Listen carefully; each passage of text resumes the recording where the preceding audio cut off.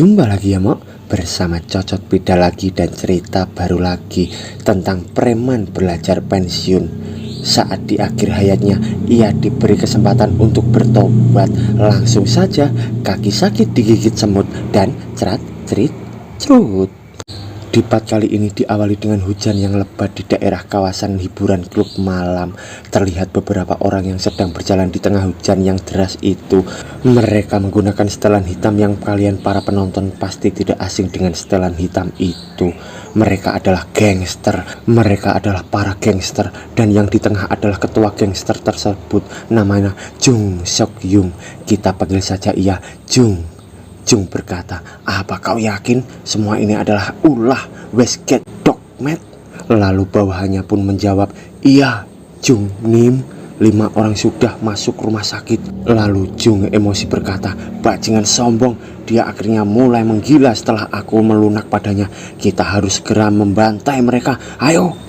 Dan Jung bersama gerombolan gangsternya menuju ke sebuah ruangan yang dijaga kedua penjaga di sana.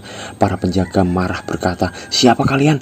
Dasar idiot, tidak berguna. Apa kalian tahu di mana ini?" Sedangkan di sisi Jung, ia tersenyum emosi berkata, "Haha, hei bocah kecil, akan jauh lebih baik jika kalian menyingkir." Dan lalu Jung menghajar mereka berdua hingga tepar di depan bosnya. Bos itu berkata, "Oh, apa-apaan ini? Hei Jung Seok Yung Nim, akhirnya kau datang juga." Sambil bos itu santai merangkul 2 purel di sampingnya. Jung berkata, "Westgate Dogmat, apa yang telah kau lakukan pada kami? Beraninya kau untuk menyentuh wilayahku dan berharap jika kepalamu masih bisa terpasang di tubuhmu, kau ingin mati bukan?" Bos itu berkata, wah, tenang Jung Nim, ini hanyalah kejadian kecil. Brengsek, ini karena kau tidak sama seperti sebelumnya Jung Nim." Sambil ia menuangkan minuman ke gelas itu, bos berkata lagi, "Algojo manusia, anjing gila insion, iblis, dan tidak pernah berkedip saat membantai seseorang. Kau adalah yang terbaik dari semua orang. Tapi sekarang kau agak lamban. Mungkin ini karena kau sudah tua sekarang. Kau tidaklah sama seperti yang dulu. Jadi aku tidak bisa melayanimu seperti sebelumnya lagi. Bukankah itu benar Jung Nim?" Jung menatap wajah orang itu dan wajahnya berubah bengis berkata, "Baiklah, apa kau sudah selesai bicara, Dosik Bigfoot?" Orang itu pun menjawab, "Ya Jung Nim." Jung marah berkata, "Si brengsek ini tidak tahu di mana tempatnya. Bawa kepalanya pada aku." Ia menyuruh anak buahnya bergerak. Lalu si anak buah menghunus senjatanya dan cep. Jung terkejut berkata, "Dasar brengsek." Ternyata anak buahnya menusuk Jung dari belakang. Jung bertanya-tanya sambil kesakitan. Ternyata anak buahnya telah mengkhianati Jung. Jung berkata, "Apa yang kalian lakukan?" Bos tadi berkata, "Hahaha, astaga, kau sangat naif Jung Nim. Kau masih tidak mengerti. Nampaknya ini memang sudah waktunya kau pergi." Lalu Jung marah sambil memukul berkata, "Apa yang kau katakan brengsek?" Jepret. Jung memukul anak buahnya yang menusuknya tadi dan juga menghajar yang satunya lagi. Sambil melihat Jung yang kesakitan, bos itu berkata, "Oh, gerombolan Incheon memang berbeda ya. Karena itulah aku sudah mempersiapkan sesuatu yang lain." Lalu bos itu menjentikkan jarinya dan tiba-tiba datanglah beberapa orang penjaga dan mereka semua mengelilingi Jung sambil mereka membawa senjata. Jung menahan sakit sambil marah berkata, "Dogmeat, sejak kapan semua ini?" "Bajingan," bos Dogmeat menjawab dengan tersenyum, "semuanya. Kakak tertua kalian sudah pensiun. Layani dia dengan sopan dalam perjalanan keluarnya." Jung sambil berteriak dan marah hampir dihajar mereka semua. Entah apa yang terjadi. Lalu terlihat jalan dengan hujan yang masih deras. Terdengar seseorang yang berbicara, "Sial, brengsek, aku sekarat." Ternyata itu adalah Jung yang terluka parah, tapi ia masih bisa berjalan sambil terhuyun-huyun merambat tembok. Jung bergumam marah, "Dogmat sialan, sejak kapan dia? Wah, dasar bajingan, akan kuhabisi dia, akan kuhabisi dia." Terlihat nafas Jung pun ngos-ngosan. Lalu ia berhenti sambil terus memegang perutnya akibat tusukan tadi, dan ia bersandar di tembok sana. Lalu ia terjatuh duduk dan bergumam, "Baiklah, sial, aku tahu tahu hari ini pasti datang. Lalu terlihat flashback, ia berkata, karena kehidupanku buruk, aku berhenti sekolah di umur 18 tahun dan memasuki organisasi gangster dan melakukan segala pekerjaan kotor dan jahat di tempat sialan ini. Aku menginjak dan mengusir orang miskin yang tak punya tempat pergi. Aku membunuh detektif yang terlalu dekat, dan aku sudah tidak terhitung banyaknya orang yang kubuat cacat karena pertarungan geng. Seperti itulah aku memanjat selama 20 tahun hingga akhirnya menjadi pemimpin gerombolan yang paling mendominasi di Incheon. Tapi akhirnya seperti inilah akhir hidupku setelah semua omong kosong itu. Sambil ia melihat tangannya, ia berkata lagi, benar, hidup sialan ini mungkin tidak masalah mengakhiri hidup seperti ini. Hanya saja sejak kapan segala sesuatu dalam hidupku berubah. Tidak ada gunanya menyesali apa yang sudah terjadi sekarang. Sambil Jung meneteskan air mata penyesalannya. Jika aku bisa meminta pengampunan sekarang, tapi tiba-tiba Jung terkejut dan matanya melihat sesuatu yang ganjil. Ia melihat sana sini bertanya-tanya berkata, tempat apa ini? Lalu ia sambil berdiri berkata, apa aku sudah mati? Neraka? Kehidupan setelah mati? Sesuatu semacam itu. Tapi ini terlalu putih dan terang untuk tempat sejenis itu. Lalu terdengar suara yang begitu jelas di sana berkata, apa kau menyesali kehidupanmu yang lalu? Yung menoleh sana sini bingung berkata, Suara siapa itu? Lalu suara itu berkata lagi, jawab aku bertanya, apakah kau menyesali kehidupanmu yang lalu? Jung menggenggam tangannya dan marah berkata, brengsek, bajingan macam apa yang terus mengoceh dari tempat yang bahkan tidak bisa kulihat? Keluarlah. Suara itu berkata, di sini. Dan Jung makin marah berkata, apa? Dasar brengsek. Lalu Jung terkejut karena di atasnya muncul cahaya yang membentuk tubuh manusia yang bersayap dan tak terlihat wajahnya. Jung berpikir, itu malaikat. Malaikat berkata, jiwamu sudah rusak. Jiwa keji yang telah melakukan semua perbuatan jahat yang bisa dilakukan manusia. Terlihat kelakuan Jung yang jahat di waktu lalu. Dan malaikat meneruskan perkataannya, kau seharusnya masuk neraka dan dibakar api neraka selamanya. Jung ketakutan. Lalu malaikat meneruskan, namun melihat saat-saat pertobatan itu datang, bahkan untuk orang jahat sepertimu, membuatku jadi tertarik. Jung berpikir sambil berkata, apa? Pertobatan? Aku? Omong kosong macam apa ini? Jung masih angkuh di depan malaikat itu. Lalu Jung mengingat sebelum ia menemui ajalnya. Ia berkata, hanya saja sejak kapan segala sesuatu dalam hidupku berubah? Andai saja aku bisa meminta pengampunan sekarang. Lalu Jung di depan malaikat berkata keras, sialan, itu sangat memalukan. Sialan, semua itu karena aku tahu betapa salahnya aku. Aku sadar bahwa aku adalah manusia yang tak berdaya. Sial, ini melukai harga diriku. Cepat saja ambil aku, karena ini sangat memalukan malaikat. Neraka atau apapun, akan kuterima semua hukuman atas kesalahanku. Lalu malaikat berkata, jika kau diberikan kesempatan lain, apa yang akan kau lakukan? Jung terkejut dan berpikir, dan ia bertanya, apa yang kau bicarakan? Kesempatan? Omong kosong apa yang kau bicarakan? Jung masih sombong saja. Malaikat berkata, cepat jawab. Jung berpikir, setidaknya aku tidak akan hidup seperti ini. Aku tidak akan pernah membunuh seseorang. Aku akan hidup normal seperti manusia pada umumnya. Malaikat berkata, aku ingin tahu seberapa jujurnya kau dalam pertobatanmu. Aku penasaran, apakah benar manusia merupakan makhluk yang jahat seperti yang diklaim oleh Satan? Jung pun berkata, apa? Permen? Apa yang kau bicarakan? By the way, kata permen dan Satan cukup mirip dalam bahasa Korea ya, Mok. Satan itu setan dan satang itu permen, Mok. Malaikat berkata, kau harus ingat, jiwamu tidak dapat diselamatkan meskipun akhirnya hidup barumu berbeda. Jung bingung berkata, hidup baru? Hei, apa yang kau maksudkan, malaikat? Lalu tiba-tiba ada cahaya yang terang di depan Jung sambil dia silau menutup matanya dan berkata, brengsek, setidaknya lakukanlah hal ini setelah memberiku peringatan. Lalu Jung membuka matanya, ia bergumam, nampaknya cahaya itu sudah hilang. Dia sudah pergi. Apa yang terjadi? Di mana aku? Jung melihat kedua tangannya dan bergumam, "Di mana aku?" Lalu ia meraba wajahnya dan bergumam lagi, "Semua lukaku juga hilang." "Hah? Apa yang terjadi?" Ia melirik ke kaca dan terkejut. Ia melihat seseorang yang berbeda di kaca itu. Jung kebingungan berkata, Ini tidak mungkin. Apa yang sebenarnya terjadi?" Lalu tiba-tiba telepon berdering. Jung kaget lalu mengangkat telepon itu. Seseorang berkata, "Hei, Oh Jong Sok, dasar brengsek. Apa kau ingin dikeluarkan dari sekolah? Sudah berapa hari kau absen dari sekolah?" Jung kaget berpikir, "Sekolah?" Jung bertanya-tanya, Siapa kau?" Orang di telepon menjawab, "Apa? Bodoh.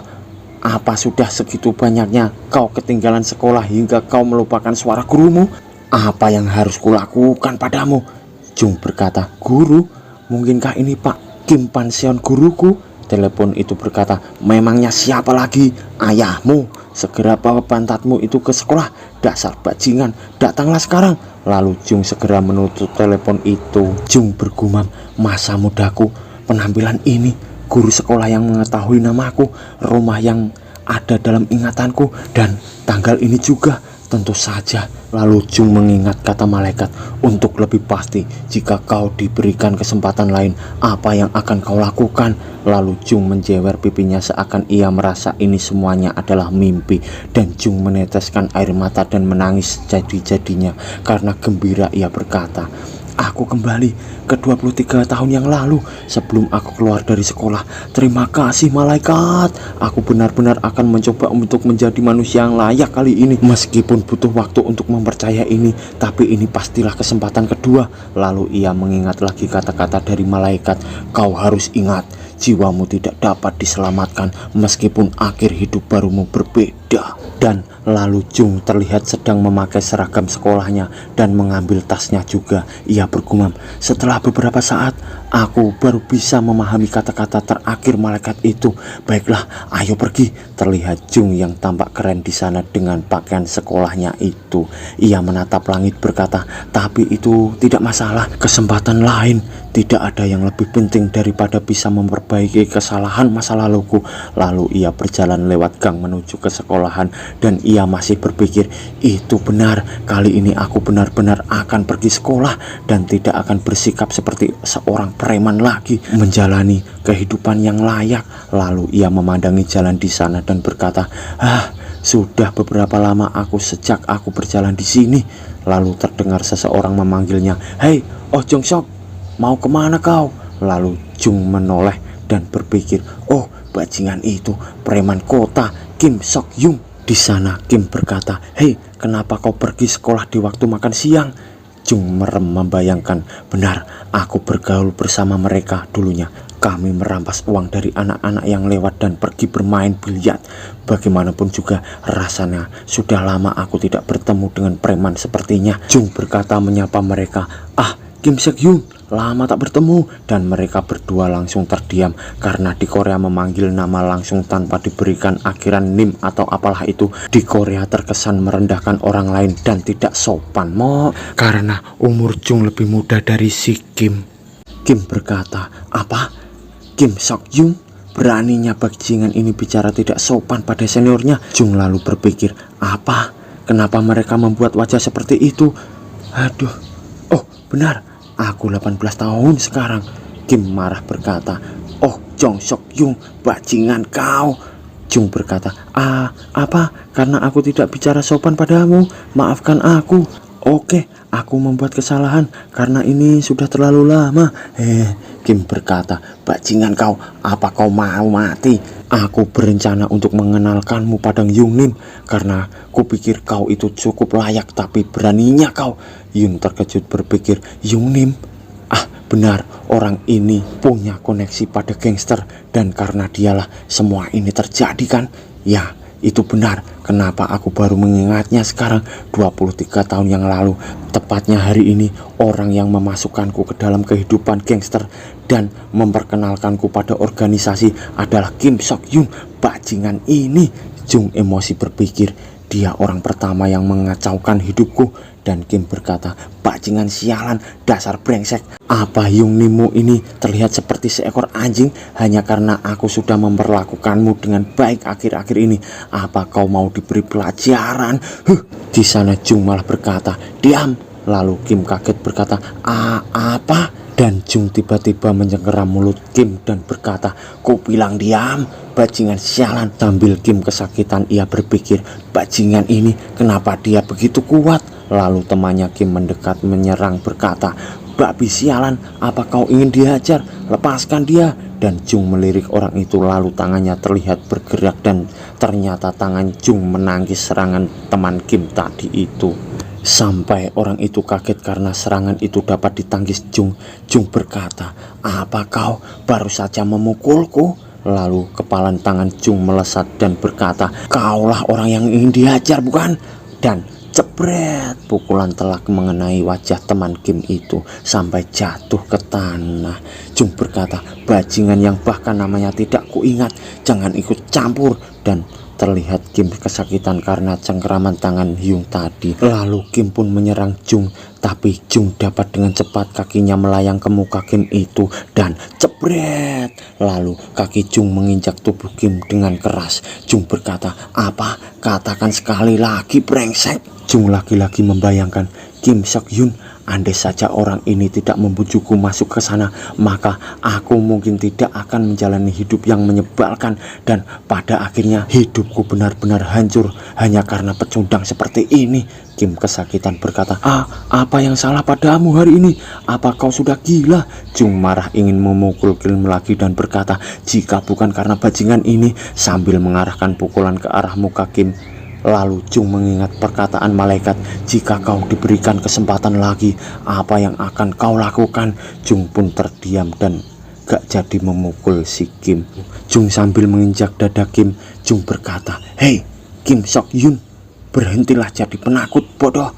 Dengarkan dengan baik, aku benar-benar akan membunuhmu jika lain kali kau membuatku kesal. Lalu Jung sambil pergi meninggalkan mereka. Jung pun berkata, jika kau benar-benar tidak mau mati, jangan muncul lagi di depanku, mengerti? Kim kesakitan berkata, bajingan gila, apa yang tiba-tiba terjadi padanya? Jung berjalan dan bergumam, kau melakukannya dengan baik Jung Seok Hyun. Itu benar, aku bisa saja masuk neraka di kesempatan yang kedua ini. Aku tidak boleh menghancurkan semuanya hanya karena si brengsek itu. Benar, sekarang sudah tidak ada lagi koneksi untuk masuk ke dalam geng sialan itu. Aku hanya perlu menikmati kehidupan sekolahku mulai dari sekarang.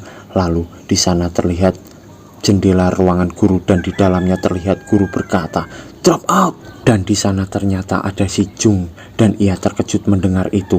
Pak guru berkata, kau sudah absen 36 kali tanpa alasan, 9 kasus kekerasan dalam sekolah, 6 kasus pencurian dari orang lain, tertangkap merokok 14 kali dan 29 lagi pelanggaran lainnya. Wah, Jung memang berandalan sejati. Mo kalah aku Pak guru berkata lagi, aku sudah bosan bersikap lunak. Akan jauh lebih baik bagi sekolah ini jika bajingan sepertimu disingkirkan. Jung pusing mendengar itu dan berkata, astaga. Pak guru berkata, benar, jika kau ingin bebas melakukan semua itu, sebaiknya kau keluar saja dari sekolah ini. Jung berpikir, Pak tua ini yang benar saja, haruskah aku hajar saja dia? Pak guru berkata marah, kenapa kau menatapku seperti itu? Apa? Kenapa? Jung memegang kepalanya yang pusing berpikir, sial, aku harus tenang. Aku bahkan sudah melepaskan Kim Seok Hyun. Jadi aku harus bisa membiarkan semuanya berakhir di sini. Lalu berkata, Pak guru, pertama-tama ayo kita bicara dulu. Aku datang ke sekolah hari ini agar aku bisa mulai belajar dan meluruskan pikiranku. Jadi jangan coba-coba untuk merusaknya. Aku akui, aku sangat kejam pada anak-anak lain dan melakukan banyak hal buruk. Ya, aku memang bajingan busuk. Pak guru menjawab, benar, jadi kau mengetahuinya. Jung berkata, tapi jika aku berhenti sekolah karena itu, bukankah itu artinya hidupku akan sia-sia saja? Sebagai seorang guru, bukankah Anda harus membantu murid dan memberikan pelajaran? Tapi sebaliknya, Anda malah ingin mengeluarkanku. Tidakkah Anda tahu betapa sedihnya aku, padahal aku sudah susah-susah datang kemari untuk belajar setelah meluruskan pikiranku. Pak Guru tercengang mendengar perkataan Jung itu, dan Pak Guru berpikir, kenapa tiba-tiba dia jadi seperti ini? Cara bicaranya masih sama seperti seorang bajingan, tapi dia yang dulu pasti akan...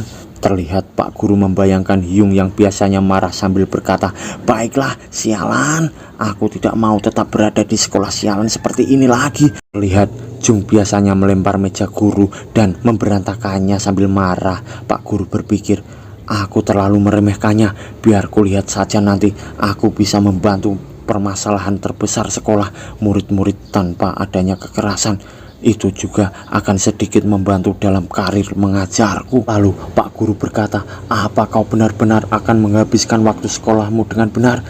Jung berjanji sambil mengangkat kedua tangannya berkata, percayalah padaku Pak, Anda boleh mengeluarkanku, bahkan jika aku melakukan satu kesalahan lagi. Ya itu benar Pak.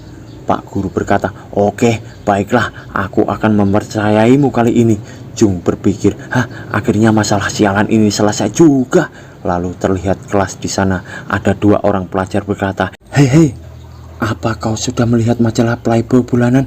Itu sangat hebat. Temannya menjawab, kau hanya melihatnya sendirian. Di mana kesetiakawananmu sialan? Bu Guru melihat kelakuan para murid berkata, semuanya, bisakah kalian sedikit tenang?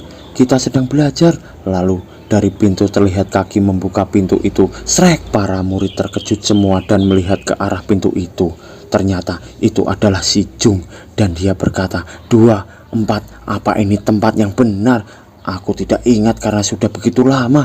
Dan kedua pelajar mesum itu tadi adalah teman akrab si Jung. Jung berpikir, para bajingan ini, rupanya aku datang ke tempat yang benar. Bu Guru kaget bertanya-tanya, Jung Seok. Lalu si Jung menyapa Bu Guru, oh lama tak jumpa Nona. Dan Bu Guru tertunduk malu sampai mukanya merah dan bersambung.